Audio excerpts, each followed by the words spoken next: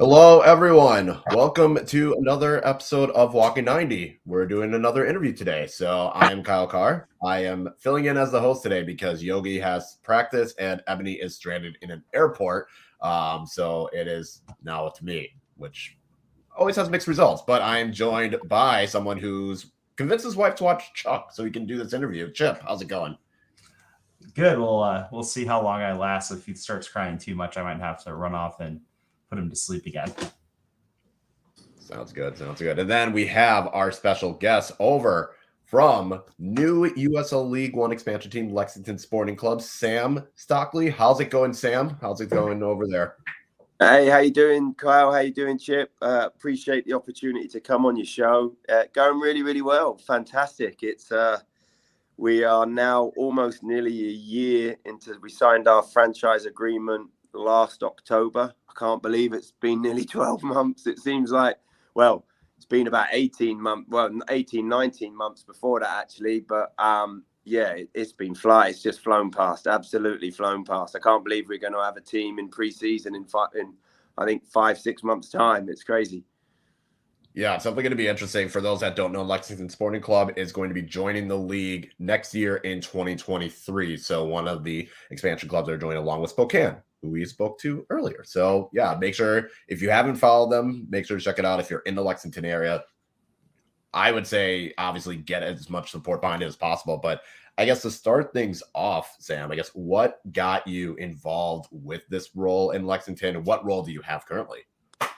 So my role is I am the sporting director of the Lexington Sporting Club. So I'm very fortunate in a position to be able to oversee the football, the performance side of the club. So everything from the men's first team down to the USLW and the USL2, and then we've got the Girls Academy League, we've got the USL Academy for our 16s through 19s, and then we've just spent the last sort of 7-8 months, and we merged the two biggest youth clubs in Lexington, and then we merged them together, and then we then brought them under our brand and banner, and now we're Lexington Sporting Club Youth Club. We have 1,400, just under 1,400 players, so we've got about 107 teams.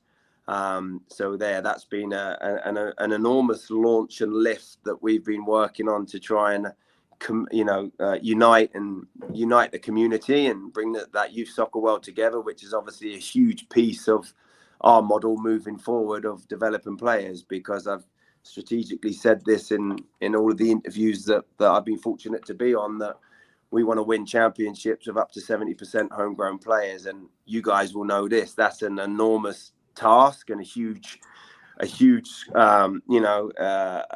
responsibility in some respects to the commitment financially, time, development model, resources, everything like that. But, we feel after doing our research for a long period of time in this market that there's definitely the quality here. Obviously, we're fortunate that we've had the footprint of FC Cincinnati, used to be in the league and gone on to the MLS, and, Louisville City, who have, been arguably one of the most successful sides in the new reformed sort of USL format. So, and I know that might raise a few questions, eyebrows of them being up there, but I think that, that they've done an amazing job and used their stadium and everything like that. So full credit to them. And that created a nice pathway for us. And we sort of complete that golden triangle down at Lexington Sporting Club now coming into League One. So we're excited. And my role in this started probably about 3.5 years ago, when I actually went to the league. Stephen Short at the time, who was in charge of expansion franchises in League One. And, it's an ongoing sort of joke that I have with him, that I asked him, what trying to build something for somebody that don't know that they want it yet. And that's kind of where he was at with this franchise opportunity. So I spent about 12 months researching markets. The league gave me 10 markets to look at. So I spent 12 months looking at them, dwindled it down to 2.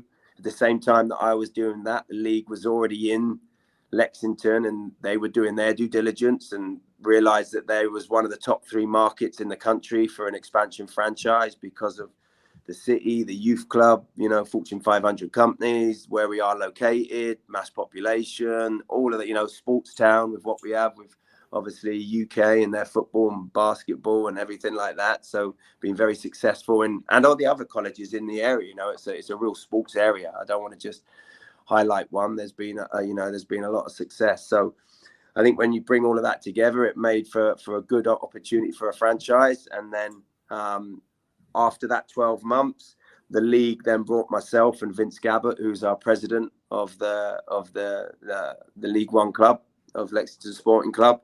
And then we worked with the league for another 12 months after that. And then back in January 21, I think it is, January 21, that was when we were in a position where the league had vetted us and felt that if there was a group to bring it to market, then it would be myself and Vince. And that's when we then spoke with, or Vince reached out and had the connections in market to the ownership, which now, the rest is history, and they've really grabbed it and ran with it. So by no means am I trying to say in any way whatsoever that, this is done because of the ownership that we have, and they're absolutely fantastic. Bill and Donna Shively, Stephen Dolehair, and Carter Carnegie. They've really ran with this and grabbed it. And to be fair to them, they were looking at other markets and being approached by other markets or groups to want to bring a pro club here, and it just hadn't sat right at the right time for them. And then I think all the chips fell at the same time, and here we are. Yeah, for sure. And I was going to say, with everything that's going on, like Lexington being able to get so many season ticket deposits already, what has been, kind of like the feeling of that, whether it's for yourself personally or like for the whole organization, just seeing that growing interest in the high number of the deposits? I forgot what the number is, and I'm sure, Chip, you have this, but yeah. 2,500, I believe. There it is. No, I think, I'll speak for the organization rather than me personally. We're all in this together. This is such a family run club in some respects, and, how it was put together and how we're all working here. We've got an amazing group, and, for us to be able to hit those targets, 7 months out, we haven't even announced a pro player yet. We haven't announced any of the pro staff or anything like that. To be able to hit our targets there it just goes to show the market that we have. And we're very fortunate, as I mentioned before, as I opened it out, we have, this is a sports town, and historically it's been very successful in various different areas of sports. And to be able to bring a professional franchise here now, I think really is the icing on the cake for this city. Well, Chip, you want to go? I didn't know if you had a question. Yeah, it's been really exciting to see the growth of the sport in the Southeast. I know, kind of following soccer growing up, it was always kind of thought to be an area that it wouldn't really take. People always look to like California, Texas, New England, and all of a sudden the Southeast is like the hotbed of soccer for USL League One and even USLC. And I mean, with you guys coming to the league, over half the leagues going to be in the Southeast, all within like 7 hours driving of each other, which is crazy. And that's going to make some great away days for your fans. No, you're exactly right. That's the exciting part of it. I think, when we looked at the league, obviously, when they had looked at the location, and, they called it kind of the spine of not the spine as in, because of who we are, just because of where we're located, that we really connect, a lot of easy travel for teams and for ourselves. So, the league, I was fortunate. I played in the league 13, 14 years ago when it started. And then to have an opportunity to give back to the league now and come back and give back to football, full stop of this opportunity is huge. And like you said, it's becoming, with NCFC, Charlotte Independence, Richmond Kicker, you got some established clubs that have been around for a long period of time that are all in this league. And for me, that just makes it even more exciting as we move forward. And, I can't wait for the season to start in April. For sure. So you were with the Railhawks back in 12-13, who are now a League One team called NCFC, play in League One. How has the Railhawks changed from 12-13 to now in 2021, 2022, do you think, in your expert opinion? I think, you know, when I was at FC New York, the old, you know, in the USL beforehand, and then came down to the Railhawks, and they happened to be in a different league at the time. And it was obviously a club that, you know, the financial aspect of it all was a little bit different back then, to be honest with you. We didn't have any, and I'll be honest with you, back then we didn't have much connection with the youth aspect of it. So it wasn't like we had a lot of homegrowns coming through, even though at the time it was Castle and they had 10,000 players at every level coming through. The connection for me between Carolina Railhawks and Castle, the youth club, was very different to what I'd experienced coming from Europe, because everything pointed up to the pro team wherever you are in the country. Over in England, any club within an area that has a pro team, you're all trying to get, you know, everything's funneling in to support the pro club to try and get players through. And I don't think that was necessarily the case when I was at Carolina Railhawks. We had a lot of players from all around the country that, you know, we brought in, where I think over a period of time now, since Steve Malik, the owner's come in, and he, you know, that I was there at the tail end of that piece of it. And, you know, what he wanted to do was connect the community and bring it together. And I think that the best thing that they could have done, which is what they did do, and that was get with the biggest youth club in the town at the time and bring it together and try and align it so you get a real development model. And obviously John Bradford, I know John well, he was actually an assistant manager or when I was there playing. So, and then I ended up coaching in Castle or at the time. So I got to know him there. And for him now to have gone full circle and still be the technical director on the boys' side for the youth club, but also the men's head coach, I think that's unbelievable. And now you can see that their model's changed and they're trying to bring young players through, and they're giving opportunities to, you know, kids that are coming out of their academy. And, you know, that's that, you know, that for me is how it should be. So I think there's been a ginormous shift in the mentality down there from Carolina Railhawks to NCFC. And only for the better of that community, because it has unbelievable players. It's got a great hotbed, produces excellent male and female players. And now they've got a chance to really go into the first team, where when I was there, I think the younger players were limited to come into our first team because we tended to look far and beyond to bring players in. Mm-hmm. For sure. We've kind of seen the same story happen with Tormenta, who has had some decent success at League One, but definitely on the women's side, they were the champions of USLW in their first year, which was an awesome story to hear all about that. And I know Lexington actually has already announced a youth academy for the club. Is that kind of part of your vision for the development strategy for Lexington? Yeah, big time. It was a really important part of it. You know, I think, you know, and from my experience, and I've lived in the States for on and off now. I went home for a couple of years, but I've been in here for about 15 years now. And what I really noticed back then was it was very much youth club was the dominant market, and the pro clubs weren't really at the time. And I think, you know, for pay to play models and just the way it was laid out in US with youth soccer and how it was, and the game still growing in the professional side in the majority of markets, the youth piece was the powerhouse almost, and then the pro club was the one trying to catch up. And I think that shifted a little bit, but I think it's shifted in the right way, because what clubs are doing now is they're bringing in a proper development model and a pathway. So, you know, you can be a 10, 12, 13-year-old boy or girl in your community and have a chance of being pro. And that was never really around as much 10 to 12 years ago, where now for us, important part of our model was that we wanted to spend the time within our youth clubs to try and merge them together and bring them under, you know, our sort of development model, because now that's the pipeline and the hotbed and the well to be able to bring these players through. And that was really, really important for us. So like you said, we now have a youth club, which has just under 1,400 players. 14,000 would have been like, woof.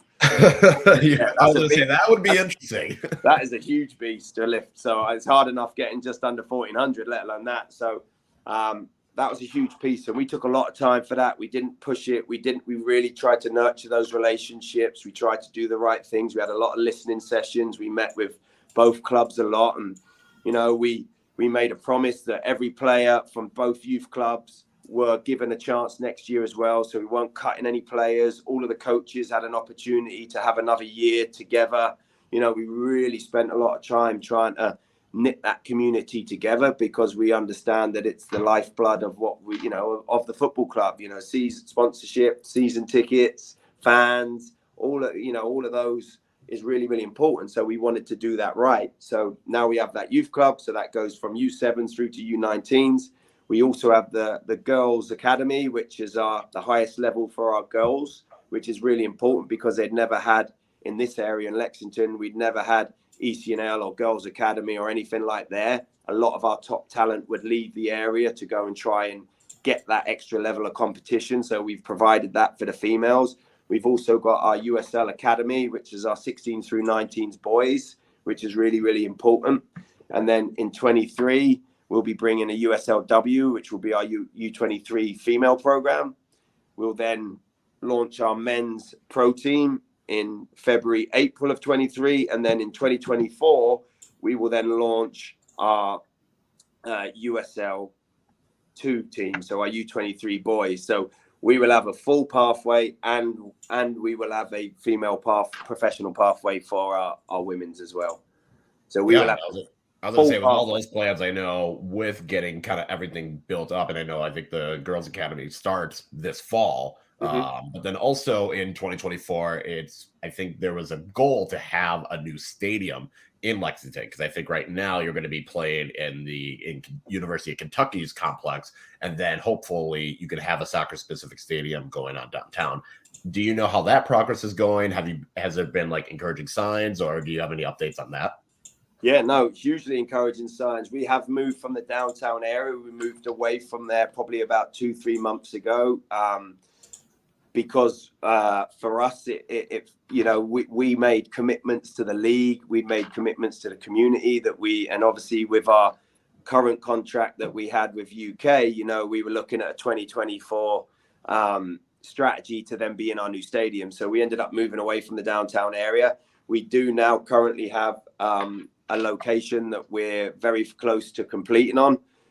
We're excited about it. It's 100% happening. We will have a brand new stadium, and we will have a brand new state-of-the-art training facility with 10 fields. That's all 100% happening. We're just now navigating around the city piece of that, and obviously everything that we go through with that. Yeah, that's impressive. Facilities. Whoa. Yeah. We're really, really excited. Obviously, the stadium is a huge thing. We'll be able to run concerts. We'll be able to have, other multi-sports in that stadium, which is what we want to do. But for me, I wouldn't say one or the other is more important. But for me, the training facility is really, really exciting, because we don't have a multi-field complex in Lexington at all. So for us to be able to provide that for the community and for our youth club and for, other organized soccer organizations, that's a huge piece for us on our ownership. And I think ultimately that was really one of the reasons why our owners got into this in the first place, was for the community, for the youth. Our ownership believe it's a huge legacy for them to be able to pass on, because as you guys know, this football club will be around here for 50 to 100 years like they are everywhere else. And there's no doubt in my mind about that. So that was a big piece of it.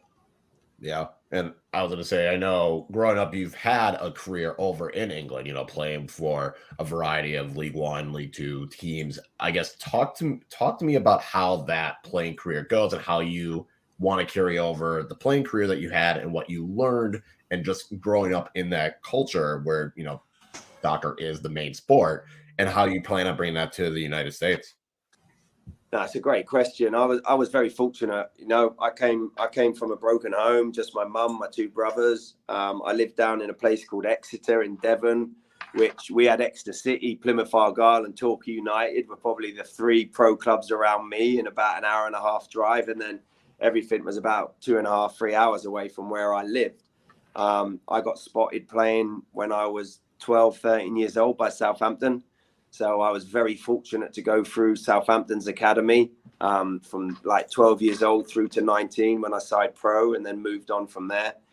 And honestly, that upbringing in the academy environment there, where every year there was no break in the chain. My development model every year, I was very fortunate because I was with Southampton. It got layered on, and it got layered on. And all of that time together allowed me, because I wasn't maybe the most technical player at the time, but my work ethic, my work rate, my competitiveness, my want to learn, and all of those things, they were nurtured by the club, and obviously allowed me to go on to be pro. And if it wasn't for people believing in me and looking after me and helping me along the line, I probably never would have made it, because of the background that I came from, because it was a tough background. So, to then go on and for me to be given an opportunity, like here I am standing as a sporting director in America after a 20-year career of kicking a ball around the field. It's like, whoa, I live and breathe this sport. It's given me absolutely everything. It's provided wonderful opportunities for me and my family to travel the world and do things like that. And,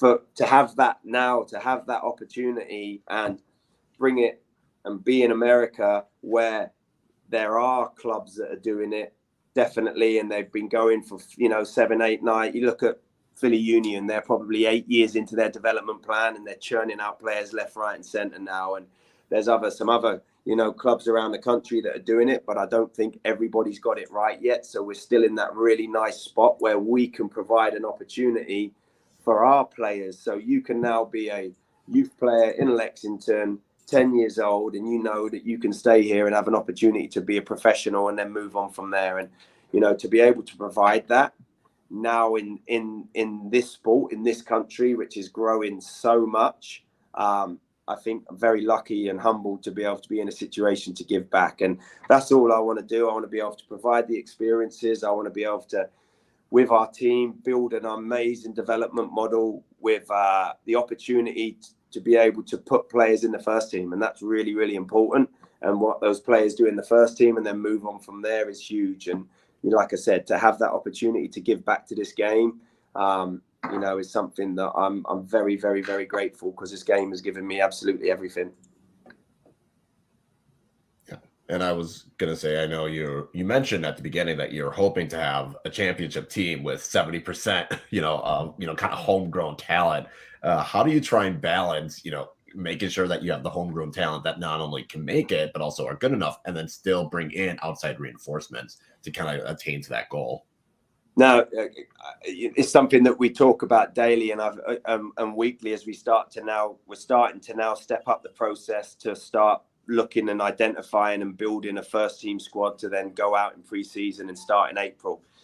And it's really, really important that, one, we've got to start right, and we want to win. There's no question about that. We want to win, because if we continue to win and be successful, that carries the momentum and the excitement, and then it will go on and on and on. So we got to be very strategic with how we recruit. And that is, we need to recruit players that have the experience and the knowledge and the understanding to help us be successful, but then have the character, the want and the ability to be able to help and educate our younger players in it as well. So we've got to get a balance, and we've got a player profile. We've got a physical, technical, tactical and psychological profile of the players in each one of the positions. We're relying heavily on our data analysis team, who are currently going through and identifying players that fit our model, that fit our profile, that fit our philosophies and values.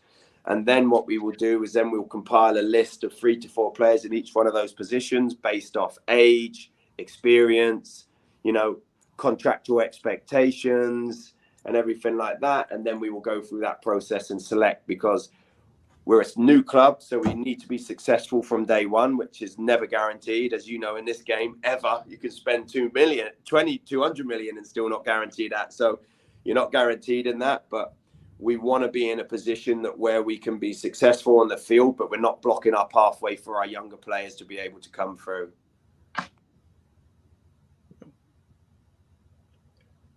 And then one of the other things, have you been able to watch much of the league? Have you kind of been able to see, different games? And if so, what has been your biggest takeaway so far from this season? Because It has definitely been a very close year. We all thought last year in 2021 that the margins were very thin, and it seems like that's even thinner now.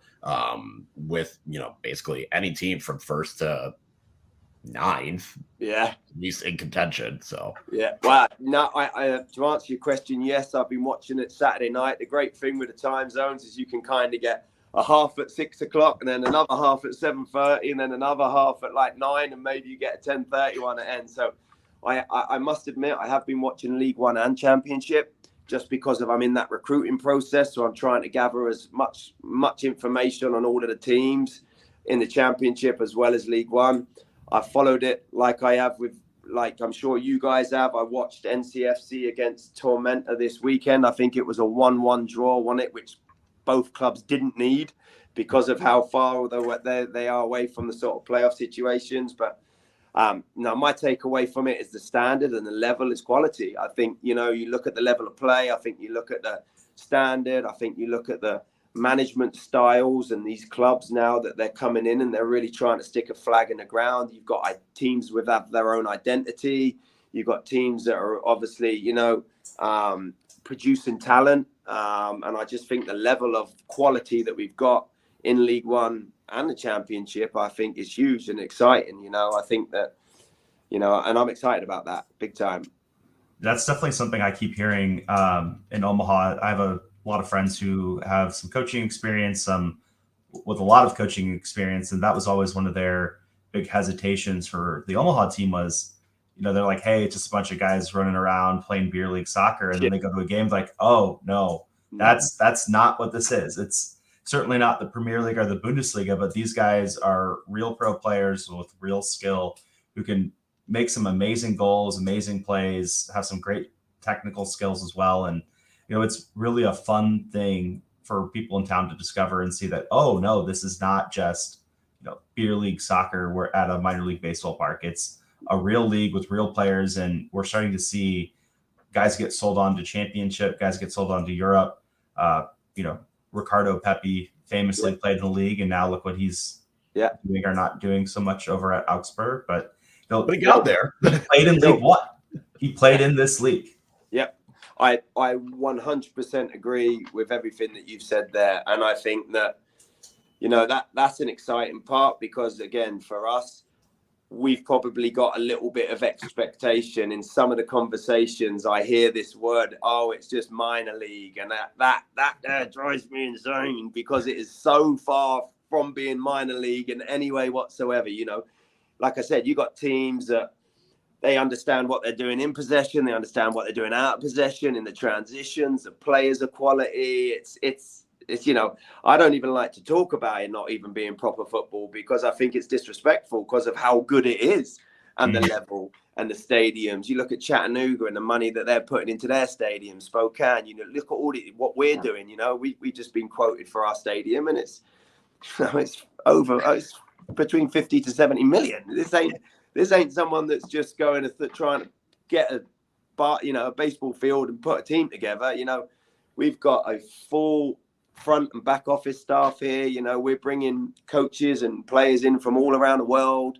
We got staff that we're recruiting front and back office from all around the country. This is 100%. Like you said, I played in League One, I played in League Two back home. And for me, this is no different than being in League One or League Two. All right, you got the history back home. You've got the grounds that everybody knows. You've got the big clubs that have been on a slide from maybe the Premier League, like the Portsmouths and these sort of clubs that come down into League One, League Two, that are established clubs. For me, the level, how it's all done, the setup, the organisation is exactly the same. We just don't have that history at the minute and that of actual being a league for a long period of time, but it's only going to get more and more. That for me was one of the things that was so exciting about this. We've got World Cup coming in 26. Imagine what the League One's going to be like in another 2-3 years time. We'll have. I truly believe, like you said, the lad, and it slipped my name, apologies, from Orange County that's gone for $700,000 and over $1 million with sell-ons. That ceiling's now been blown. The next one that goes out of the Championship will go for $1 million. The next one will be 1.2, and then you'll get it in League One. We got people going for 70, 90, 100 grand. You know, in 2 years' time, we'll have people coming out of League One going for 250, 300, 400 grand with sell-ons. And for me, that's really, really exciting. Yeah, I was going to say that was Ronaldo Damas. Also played in League One, was the Golden Boot in 2019. So definitely him. And just seeing like guys, you know, you look at a couple of the guys from the unit Omaha championship team that moved up. You've seen players from Tormenta, you know, from their academy get to the Premier League. It's definitely going to be interesting in that aspect. And I guess I was kind of curious for the team that you want to approach. I know you're kind of getting ready for the team, like getting ready for preseason, getting ready for everything else. Do you have kind of like when you want to start getting the bulk of your players, you know, signed and ready to go? Are you trying to do that now? Are you waiting until the end of the year when the USL League One and championship teams kind of finish their seasons with those players' contracts? Yeah, no, again, another great question. No, I've been identifying. I watch every game at the weekend, so I always pick out 2-3 players on every team that I play. I take notes of how they're playing and the formations that these teams are playing. I'm trying to build those profiles of all the teams in the league slowly but surely.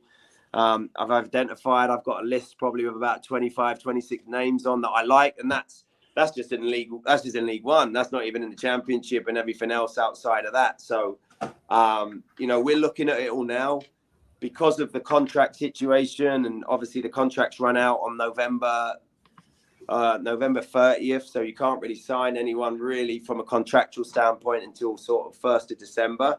You can get some pre-conversations going with agents, with anybody that are obviously, you know, 6 months left of their contract with no options. So, but again, even that, we haven't sort of made any approaches or spoke to anybody in any of those worlds yet. We're still focusing on what are we really trying to identify and target, and then we're going to go and hit that and move on from there. So, yes, to answer your question, we have a good idea, but we haven't made any real official approaches or anything like that yet. We're still trying to find our feet and work that out, but that's probably going to speed up in probably the next 30 days. By the end of September, you got October, November for the playoffs, and then we'll really look to hit it October, November, December, January, and then we start preseason in February. Yeah. And I was going to say, you'll at least have nicer weather down there as opposed to over here in Madison and Omaha. Trying to coordinate preseason is a lot tougher. Yeah, exactly. And again, because we're a new startup, as you can imagine, everything we're putting in place is from fresh. So, yeah, we're thinking about preseason. You know, do we go away? Do we go down to, you know, do we go down south to try and get some games in or stuff down there? You know, they're all the fun parts that we're trying to put together at the minute. Yeah. I think it's impossible to talk about Lexington without turning our eyes north a bit. And obviously in League One and USA, we don't have Pro Rel, so your chances Open Cup and preseason stuff. Do you think the Lexington people are going to be hoping for a game versus Louisville in the Open Cup? Well, yes, please. We you know, the guys over there, James, Mario, and all that, they're doing a fantastic job. And, you know, they've created an unbelievable club and what they're doing. But 100%, you know, for us to have Lexington versus Louisville in a game will be huge Open Cup. We've got aspirations. You know, we're a community. We're a club that can be a championship club. We've got aspirations. Our stadium and how we're building it is championship. How we're building our front office and back office staff. That's, you know, we're building it off the championship model. You've seen by our season tickets and what we're doing there, our merch, you know, we've hit that, our sponsorship, front of shirt sponsorship, you know, we're breaking in a humble way. We're breaking records in all of that, which is what we want to do. So we're very much setting ourselves up and trying to build it for a championship club because that's how our ownership and how we want to do it. But very respectful and understanding that every club in League One is probably ready to do that. So, you know, we're all for promotion and relegation. I sincerely hope that it comes into the league. I think it would be an absolute game changer for obviously the USL Championship and League One. I don't know the ins and outs of how that would work. It's not my pay grade or check to work.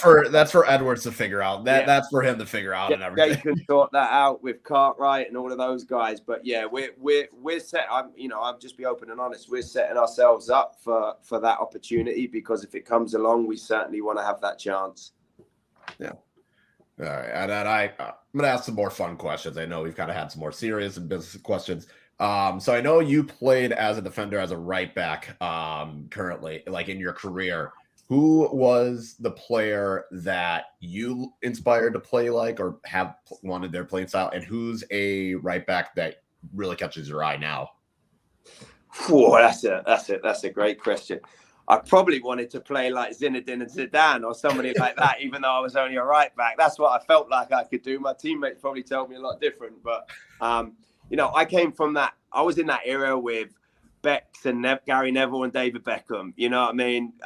Lee Dixon, and I think it was Robin Perez for Arsenal. You know, a lot of teams I grew up would play 4-4-2. So for me, I used to love to get forward, even though he played on the left side. Like, he was a lot younger than me, but like Ashley Cole was a huge player that I loved because he loved to get forward. He was always in like the attacking half, but brilliant in 1v1 defending and everything like that as well. So that's what I love to do. I love to support and get forward and whip balls in the box and be involved in it. But I took pride in my 1v1 defending and defensively and all my aspects there. So, for me, I look at players like Gary, in his heyday, Gary Neville, Cafu, Danny Alves, when I grew up, all of those type of attacking fullbacks I used to love. And that's a great question. Now, I think probably someone that I admire, and I think because of his defensive abilities and what he does, is like a Kyle Walker at Man City, someone like that, just because of his pace and his defensive abilities, but he does get forward. Who else is there? Obviously, Trent Alexander is a huge one for me. Again, I love him to bits. I think attacking-wise, he's absolutely off the charts. So, and I ain't one to criticize or anything for defensively, but, sometimes it can be a little bit, when you play in that advanced role, it's, sometimes your responsibility is a little bit different, where I grew up in an era where I was a defender first and anything going forward was added to that. So I think I like the new, I forget his name, please excuse me. I like the lad that Chelsea just signed from Brighton. Oh, Cucurella. Yeah, Cucurella. I think I think that's someone with flair. So I'm a modern day fullback. I love fullbacks. I love to get forward and play and join in and everything like that.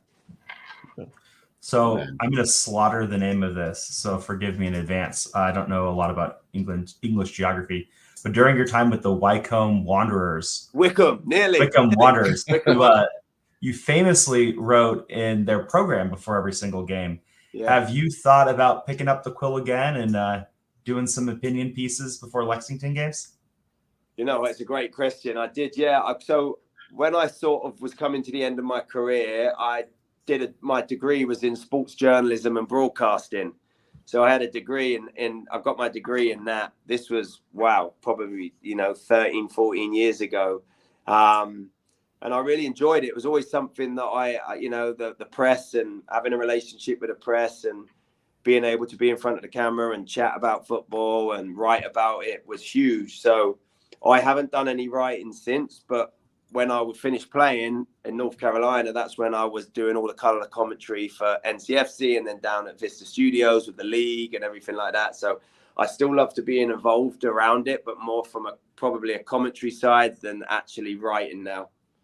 Yeah, no, that's completely fair. Yeah, I feel like writing is just like, I feel like you either want to write or you want to do commentary. Trying to balance both, it feels like it's a tough one. But the other question I wanted to ask, is there a particular away day in League One that you are looking forward to, or one where you have you're set, like, I got to go to this place? 100%. I want to go back to NCFC.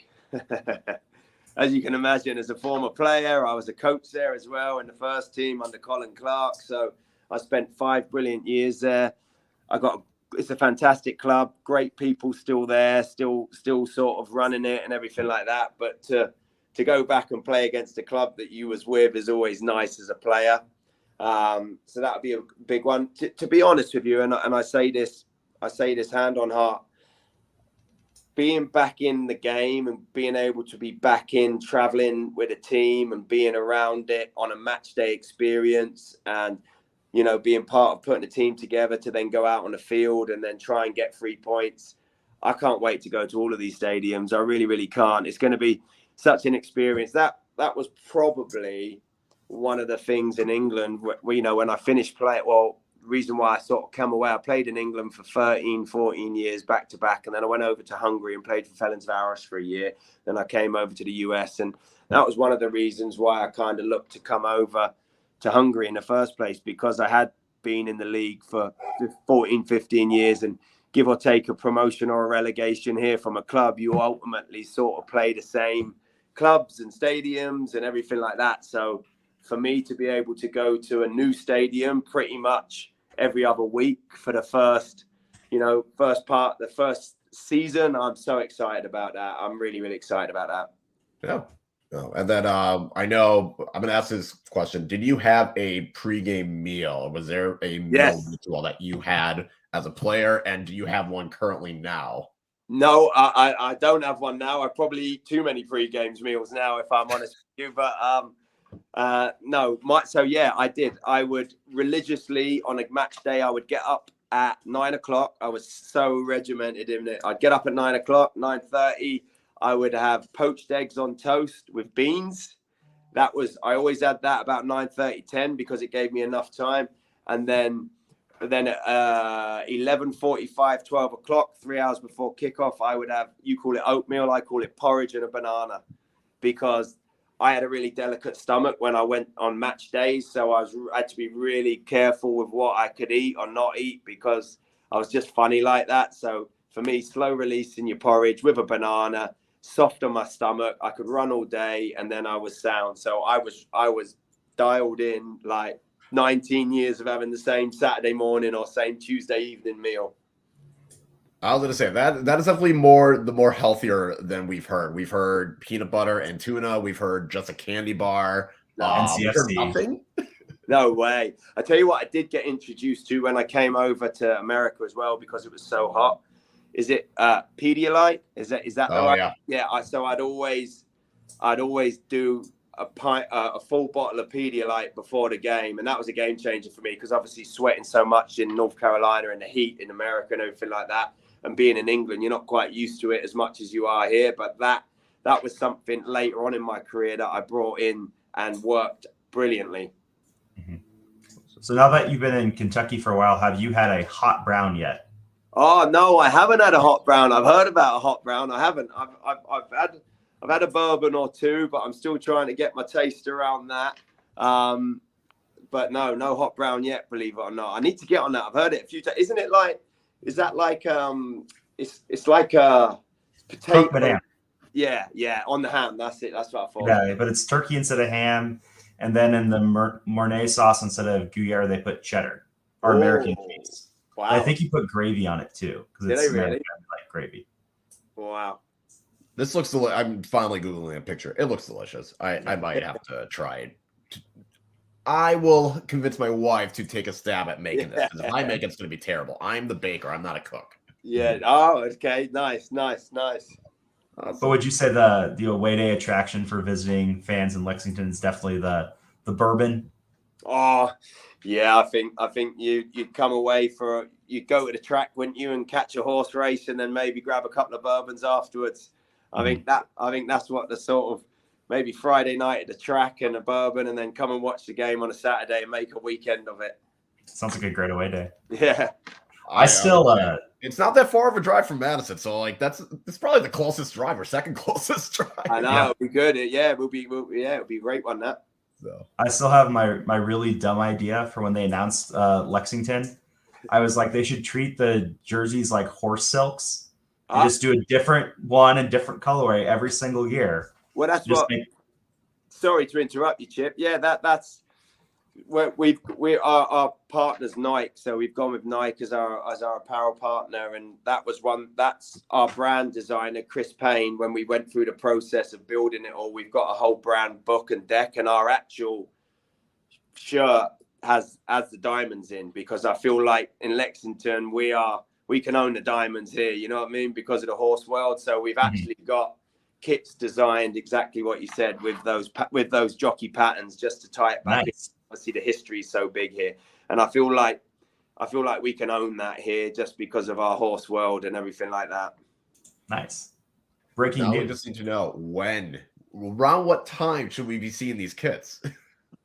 Well, I want what time of year. You don't have to give a date. Just that's okay. No, that's good. I think the plan is that we will have our kits by the time, obviously, our first game of the season, which will be in April.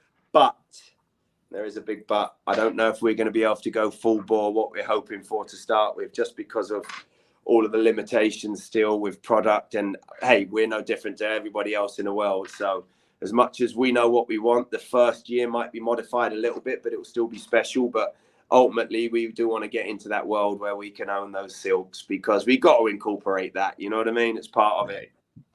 Mm-hmm.